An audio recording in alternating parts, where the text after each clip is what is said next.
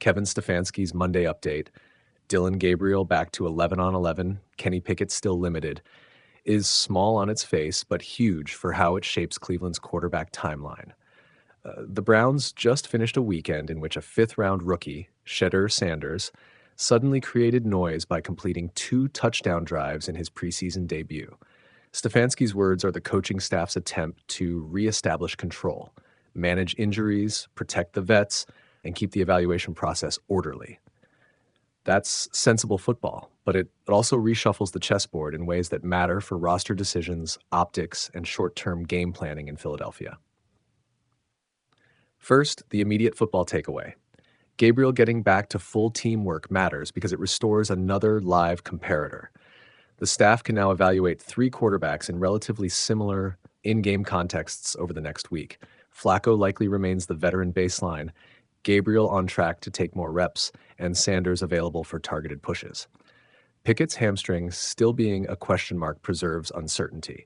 Hamstrings are notorious for re-aggravation. A player declared available too soon can lose weeks. Stefanski signaling Pickett remains limited signals prudence and reduces the temptation to make any dramatic depth chart moves based on one preseason half. Second, the competitive dynamics. Sanders' preseason performance forced Cleveland's hand in one way. He's on the short list of people who now must be seriously evaluated in more complex, more stressful situations. Red zone, 2-minute, 3rd and long, and scripted first-team reps in joint practice. But that doesn't automatically mean a promotion into the day one starter role or even a permanent bump into the first-team rotation. Flacco was signed for his steadiness. He gives the staff a safe, proven baseline. Gabriel returning to 11 on 11 means the tape that mattered most next week will be how each quarterback handles simulated game scripts against Philly starters in joint practice. Stefanski's move preserves a meritocratic path. Show up in Philly and earn it, rather than sell a roster place based on a single spectacle. Third, the roster and roster management consequences. The Browns have a crowded room and limited roster cap flexibility.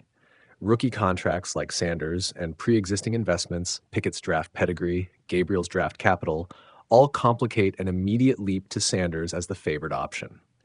Practically speaking, unless Pickett or Gabriel suffer setbacks, Cleveland will probably enter the regular season window with Flacco as the safe short-term starter and keep the younger guys in developmental roles. The real roster tug-of-war is twofold. Whether Browns carry 3 or 4 quarterbacks through final cutdowns, and whether one of the 2 mid-priced vets becomes trade bait if they decide Sanders has long-term upside. Carrying a 4th QB is expensive in roster spots, but plausible if coaches want insurance and roster flexibility elsewhere. Fourth, the evaluation plan Stefanski should pursue over the next 5 days. The right approach is staged escalation. Scripted 2-minute and red zone reps for Sanders with first-team personnel during joint practice for both pressure-controlled and high-leverage scenarios, then extend complexity gradually. For Gabriel and Pickett, reps should be calibrated so the starters keep strategic continuity, but the evaluators still get head-to-head comparisons on identical plays. The Browns should measure objective metrics across those reps. Time to throw under pressure, 3rd down conversion rate, red zone touchdown percentage, turnover propensity, and pre-snap processing, communication errors. Those are better decision drivers than highlight reels or social media narratives. Fifth, the trade market implications. Sanders' rookie deal makes him cheap to hold and cheap to stash on the practice squad if necessary, which increases his value to Cleveland internally. If Gabriel and Pickett both prove healthy and steady, the Browns could explore shop windows for one of the other youth or vet QBs, but only if they believe the market returns meaningful draft capital or a complementary player. Teams in need of QB depth do watch preseason closely. If Sanders keeps flashing, other teams might call. But trades for quarterbacks typically require more expensive chips. For now, Cleveland's path is preservation and evaluation rather than market-clearing deals. Sixth, the public relations and psychology angle. Deion Sanders' presence in the story creates amplified attention. Stefanski's conservative posture is a classic coach move to avoid letting narratives dictate practice decisions. That's smart, but optics matter. The Browns need a short, clear public message. Praise for Shedeur's debut, a promise to continue measured evaluation, and a commitment to not rush injured players back. Transparency about the process without leaking playbooks will quell some fan hysteria. Show a plan, show rep counts, and show incremental tests in Philly. Finally, what should Browns fans expect this week? Don't be surprised if Shedeur gets curated first-team moments in joint practice and some extended situational snaps in Philly. Expect Gabriel to look more like a full participant and for Pickett to be a day-to-day question mark until the hamstring heals.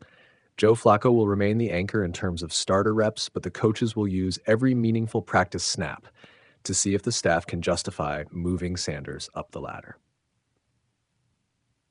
Real roster decisions will be based on replication. Can Sanders do it again under tougher conditions and on medical stability for the veterans? Bottom line, Stefanski's update is the coaching staff choosing process over panic. That's the right playbook move. The next 96 hours are decisive. If Gabriel stays healthy, the Browns get cleaner comparisons. If Pickett returns fully, the competition tightens. If either stumbles, Sanders' momentum becomes harder to ignore. Coaches should let performance under escalating pressure, not social media volume, determine who climbs the depth chart. Cleveland Browns head coach Kevin Stefanski offered a clear, if cautious, update Monday on the team's crowded quarterback room, telling reporters Dillon Gabriel will return to full 11-on-11 team drills, while Kenny Pickett remains sidelined with a lingering hamstring issue. The comments come 1 week after rookie Shedeur Sanders stole headlines in Cleveland's preseason opener, throwing 2 touchdown passes in a 3-quarter stint against Carolina.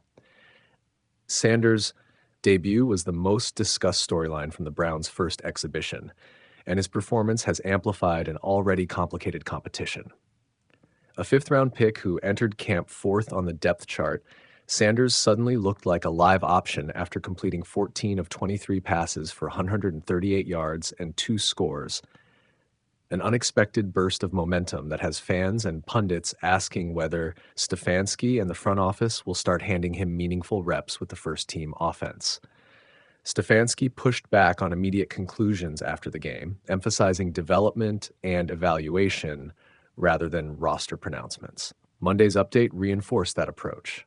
Gabriel, the 3rd-round pick taken earlier in the draft, will be back in the thick of team reps and has a chance to reassert himself in the competition, while Pickett's recovery timetable will dictate how much he can influence the pecking order before Cleveland travels to Philadelphia for week 2 of the preseason. Joe Flacco remains the veteran presence in the room and, at least for now, appears to be the favorite to hold the week 1 starting job. The Browns brought Flacco in with the expectation he'd provide steady, short-term leadership under center while the club evaluates longer-term options. Deshaun Watson is still on the physically unable to perform list and is not expected to play in 2025, which adds urgency to the club's quarterback decisions. The Browns also signed Tyler Huntley as depth this week after injuries further thinned the position group. From a personnel standpoint, the club faces tough math. NFL teams rarely carry 4 quarterbacks on the 53-man roster, and Cleveland currently lists 6: Watson, Flacco, Pickett, Gabriel, Sanders, and Huntley. That means at least 1 and possibly 2 of the younger quarterbacks will need to find another home or a practice squad role before final cuts. Performance in the remaining preseason games, particularly in joint practices and the trip to Philadelphia, will be crucial. For Sanders, Monday's status is a reminder that a single strong preseason outing doesn't guarantee a roster spot or starters reps. Stefanski has repeatedly framed Sanders' Carolina performance as a step in a process, and the coaching staff appears intent on giving Gabriel and Pickett opportunities to respond once healthy. Still, Sanders has undeniably forced Cleveland's hand.